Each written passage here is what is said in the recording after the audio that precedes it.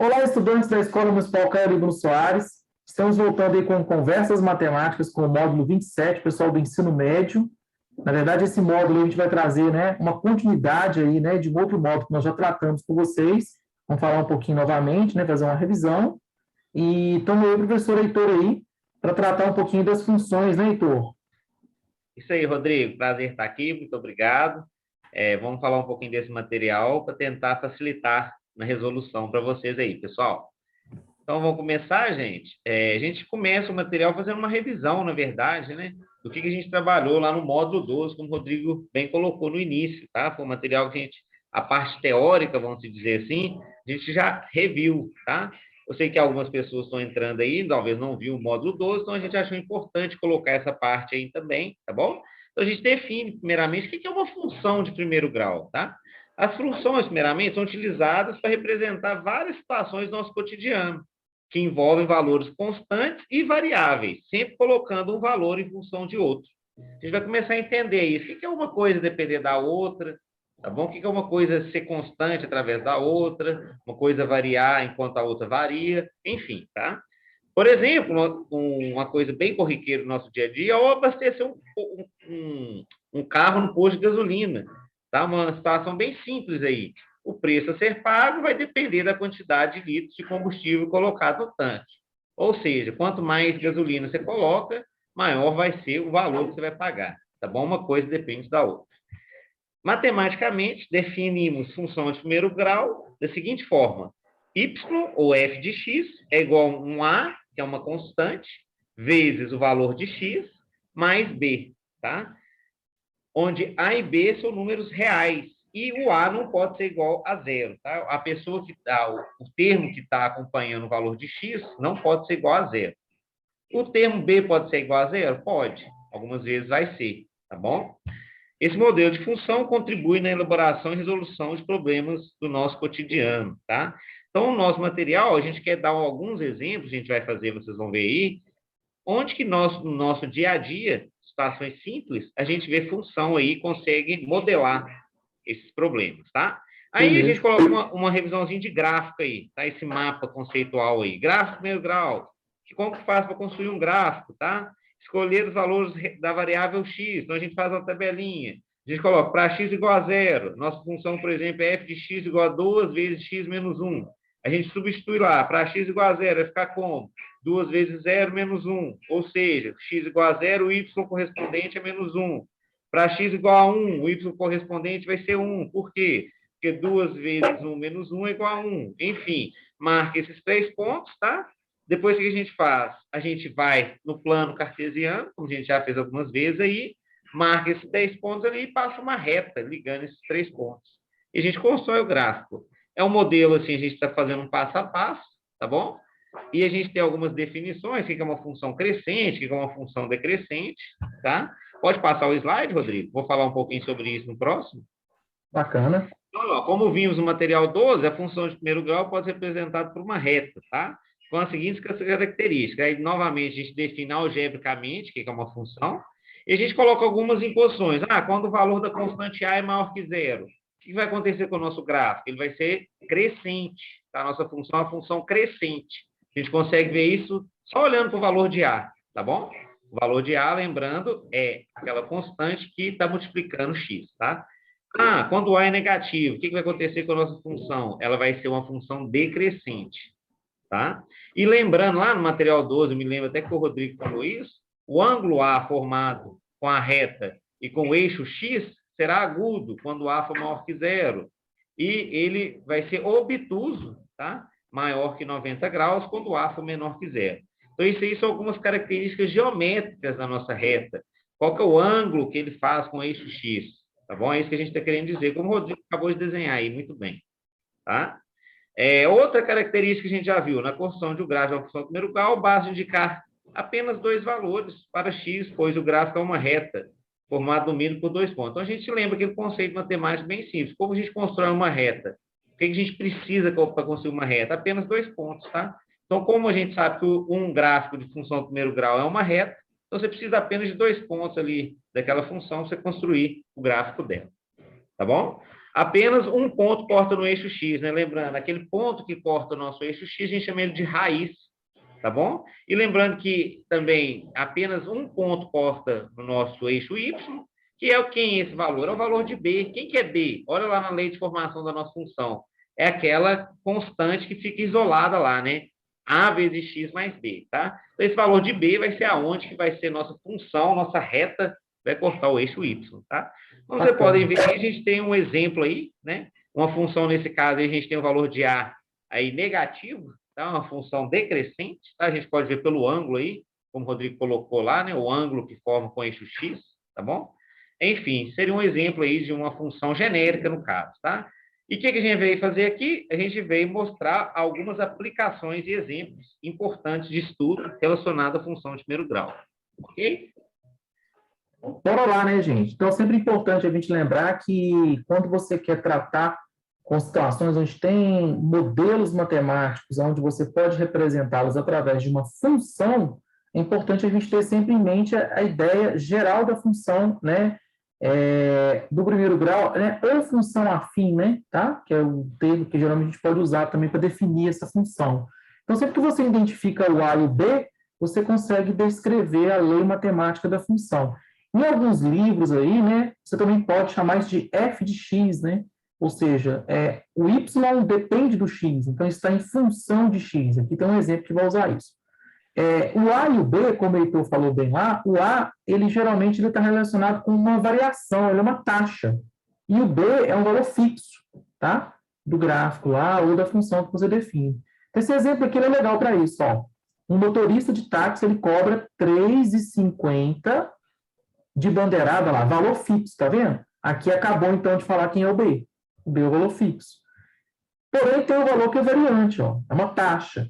70 centavos por quilômetro rodado, tá vendo? Que é a taxa que ele está te cobrando lá por cada quilômetro que ele rodar. Essa taxa é o valor de A. Tá vendo como é que num probleminha a gente identifica o B e o A? Ó? O B é o valor fixo e o A é sempre uma taxa.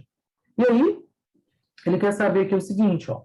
Qual que é o valor que eu vou pagar por essa corrida se a gente andar 18 quilômetros? Então, a primeira coisa é você criar a função, não é?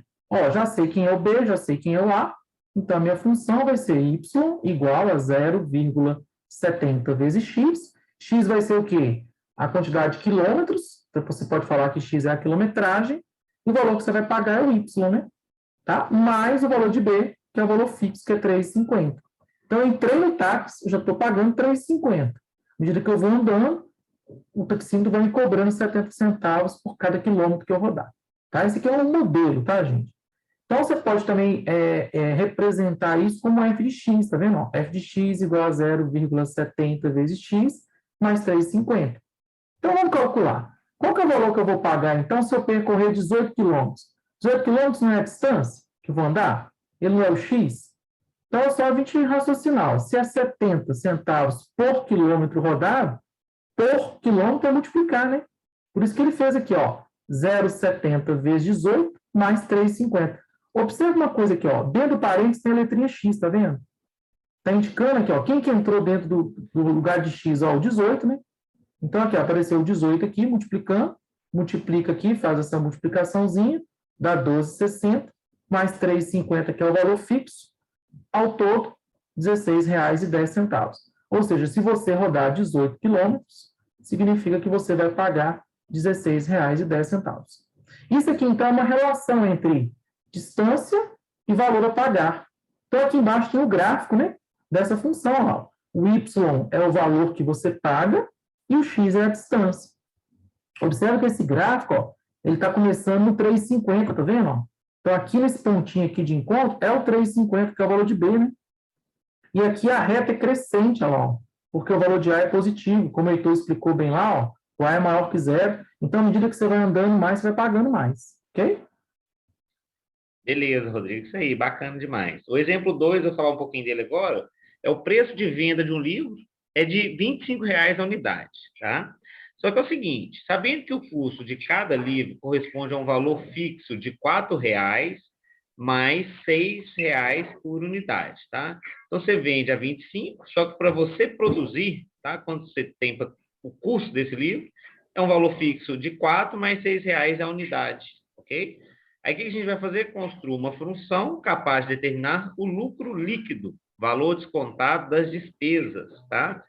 Na venda de X livros, e o lucro obtido na venda de 500 livros, tá bom? Então, gente, primeiro a gente vai criar a função venda, tá? Então, observa o seguinte, a gente tem função venda igual a função receita, né? Quer dizer, então a gente chama, se ele vende cada livro a R$ 25, tá? Um livro 25, se ele vendeu 2, ele vai vender 50, se ele vendeu 3, vai ser 75, e assim por diante, tá? Como está dependendo sempre da quantidade de livros que ele vende. Então, nossa função venda aí, que é a função receita, a gente, R de X é igual a 25 vezes X, tá? Pega 25 e vê quantos livros ele vendeu e multiplica por esse valor. Agora, a fabricação do livro. O que a gente vai fazer? A função custo. A gente denominou de C de X, tá? Ele falou assim, ó, C de X é o seguinte, você tem um valor fixo, como o Rodrigo falou, constante, que é R$ 4, mais R$ 6 por livro fabricado, né? Por unidade vendida, no caso, fabricada, quer dizer. Então, aí, como vocês podem ver aí, que varia aí 6 vezes X mais 4, né? Que é a nossa função custo aí, tá bom? Valor de A, 6, valor de B aí, 4 aí. Lembrando aí, interessante, Rodrigo, que na função R de X, não tem, o B nosso vale 0, né? Foi o que eu disse lá no início. O E A o A é vale 25 e o B é 25. 0. Isso aí. Então, como que a gente vai fazer o quê? Juntar, então, essas duas funções. A gente criou função receita e função custo, tá? Lembrando que o lucro vai ser receita menos custo, tá bom? Lucro, receita menos custo. Substitui. O que é R de X? R de X é igual a 25 vezes X, tá? Vou fazer isso na linha de baixo. E o que é C de X? C de X é igual a 6 vezes X mais 4. Então, vai ser R de X menos C de X, só substituir na linha de baixo. Lembrando que a gente tem esse valor de menos aí, então é importante a gente colocar esse parênteses, para a gente poder trocar de sinal o que está lá dentro aí, tá bom? Então, você vai ver aí na última linha, então a gente vai ter L de X é igual a 25 vezes X menos 6 vezes X menos 4. 25 menos 6 dá 19, então nossa função fica L de X é igual a 19 vezes X menos 4. Ô, Ok? Heitor, pode pensar também lá em cima assim, ó. Se você vende por 25, mas gastou 6, então você vai lucrar 19. 25 menos 6, 19, né? Menos ainda do que você paga no fixo, que é R$ 4.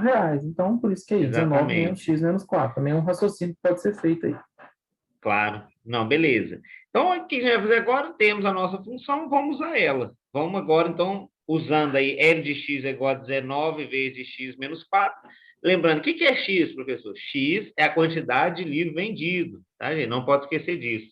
Ele quer saber, quando vendo 500 livros, tá? Quanto vai ser aí o meu lucro? Então, no lugar de X, vamos jogar 500. Então, o que nós vamos calcular? L de 500, tá? Então, L de 500 vai ser o quê? Vai ser 500 vezes 19 menos 4, tá? Então, você fazendo a conta aí, você vai ver que 500 vezes 19 menos 4 vai dar igual a 9.496. Ou seja, o lucro obtido na venda de 500 livros é R$ 9.496, tá? A gente pode representar aí também graficamente com essa reta aí, tá bom? Lembrando que ela é uma função crescente, porque o valor de A é 19, valor positivo, e aonde que ele vai cortar nosso eixo aí lá embaixo, tá? Vai ser no valor de menos 4, que é o valor de B aí da nossa função L de X. Ok? Heitor, eu acho que com essa parte aqui a gente consegue dar uma boa dica para eles aí, né? E na próxima Beleza, dica a gente Rodrigo. faz algumas atividades aí a mais, não é isso? Ok, a gente continua, né, as atividades na próxima. Obrigado, um abraço, Rodrigo. Valeu, pessoal!